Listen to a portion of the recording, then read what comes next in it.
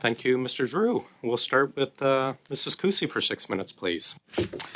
Yes, Mr. PBO, always wonderful to see you here. Very much appreciate it. And we're surprised at your appearance here today, considering the way you've been gagged. As you can see, we've brought in the best from my caucus here in an effort to question our House Leader, Mr. Scheer, as well as our finance critic, Mr. Jazraj Halan, as well as Mr. Lawrence. So with that, Mr. McCauley, I'll pass the time over to Mr. Lawrence. Thank you very much. Thank you very much, and thank you, Mr. Giroux, for coming, and thank you for your brief statement. We appreciate that. I'm going to talk a little bit about debt and the continued spending of this government. Of course, this finance minister and deputy leader 2 years ago promised that the debt to GDP ratio would never go up. They appeared to have shoeboxed or shoehorned in keeping the debt to GDP ratio in their projections. But there's a number of projections that I think are a little bit optimistic, including getting an additional $7 billion from the increase in the capital gains, increase there. I was just wondering if I could get your comments on that, Mr. Drew.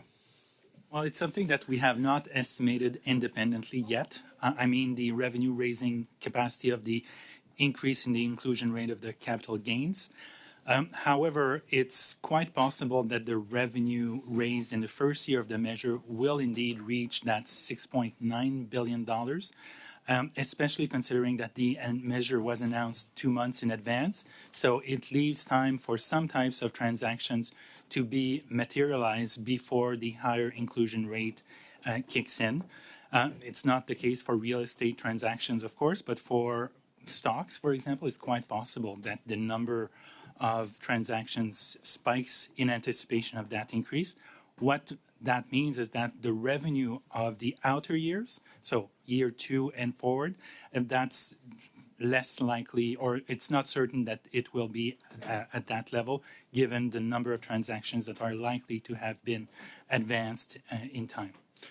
So, if I hear you correctly, Mr. Drew, what you're saying is that if, in fact, the transactions go through or are particularly robust in this year, or in other words, the fire sale, that the latter years, the next 2 or 3 years, we could actually see revenue less than expected. Is that what you're saying, or?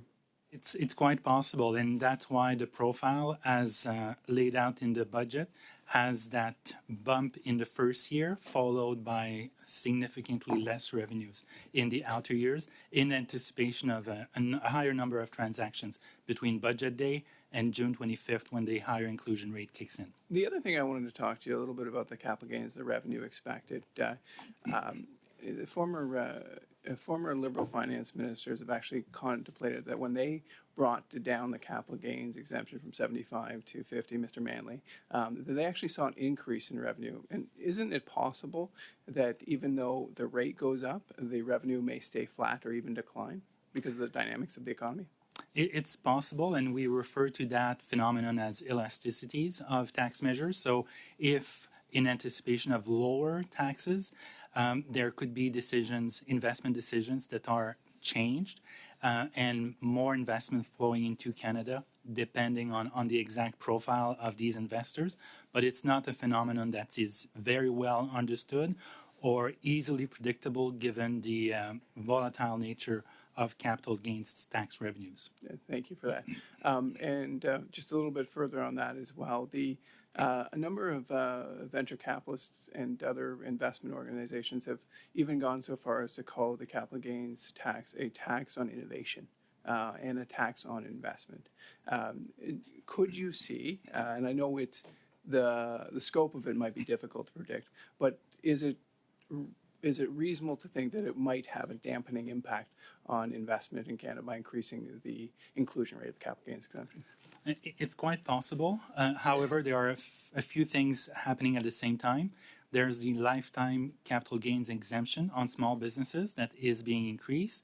There's also a new incentive for entrepreneurs in certain sectors that is being introduced at the same time as the inclusion rate is going up.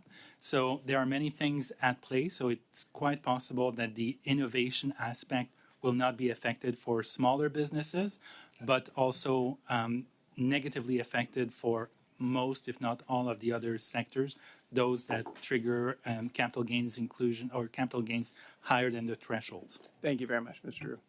Thank you, gentlemen. Mr. Gallant, please, for 5. Thanks, Chair. Mr. Drew, it's been 9 years under this government. Canadian workers today get about 58 cents of investment for every dollar American workers get. And this is even before the capital gains tax hike takes place. Do you think that this capital gains tax hike will negatively impact what businesses invest in their workers?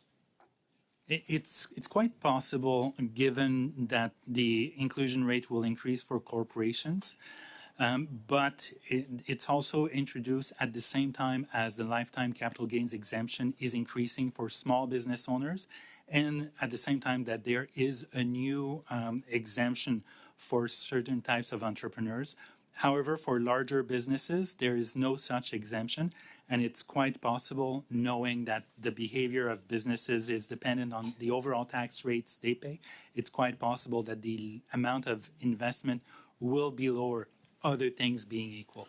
Yeah, and exactly. So, just for you to confirm that what that could mean is a higher capital gains tax could mean less investment on workers' paychecks, on investing in equipment, growing the company, or even hiring more workers, which we know Canada's in a productivity crisis. Can you confirm that these are some of the knock-on effects of this? That would be what you would normally expect, as I said, other things being equal, but that may not happen equally in all sectors, especially sectors where there are other tax incentives. Absolutely. The government admits that there's 300,000 businesses, most of them small businesses, that would be affected by this capital gains tax hike. That means there's hundreds of thousands of businesses, and that's millions of workers. Canada is in a productivity crisis, as per the Bank of Canada. They said this is a break glass emergency crisis right now. Could this also impact the job creators and those businesses, making productivity even worse? A number of groups have mentioned that it will impede or not restrict, but it will lower investment that would otherwise take place, and de facto also reduce employment. Again, other things being equal. So that would, and in other words, reduce productivity. It's not something that is favorable to increasing productivity. That's exactly. Okay. We've seen over the last 9 years of this government, because of their policies, we've seen $460 billion of investment flow to the U.S. or outflow out to the U.S. We've seen U.S. GDP per person has increased 50%, whereas in Canada, it's only grown 4.7% in the same given time. Do you think investors are less likely to invest in Canadian workers? And this capital gains tax hike would or could have a knock-on effect of having U.S. workers getting a higher paycheck due to investment leaving Canada? Well, as a general rule, if you tax something, there is less of it. So if you tax investment, other things being equal, again, it's likely, and evidence suggests or literature suggests, that there should be slightly less of it if you tax something. Okay, fair enough. I want to continue on with the conversation my last colleague had about the carbon tax scam.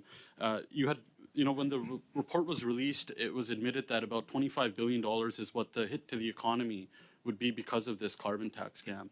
And it took Conservatives pushing on this for this report to be released by the department. Have you done an analysis, or is there an estimate on what impact this would put on Canadian on government revenues at all? In our March 2022 and 2023 reports, we provided estimates of the potential budgetary impact related to carbon pricing. And essentially, Does that include this $25 billion hit to the economy? It would include our estimate of the impact on real GDP. So our estimate at that time I don't have the dollar figure, but it was 1.3% in terms of the reduction in real GDP. That's compared to the 0.9% reduction. And what does that mean? Does that mean it's because businesses would invest less in their own businesses and workers would have less?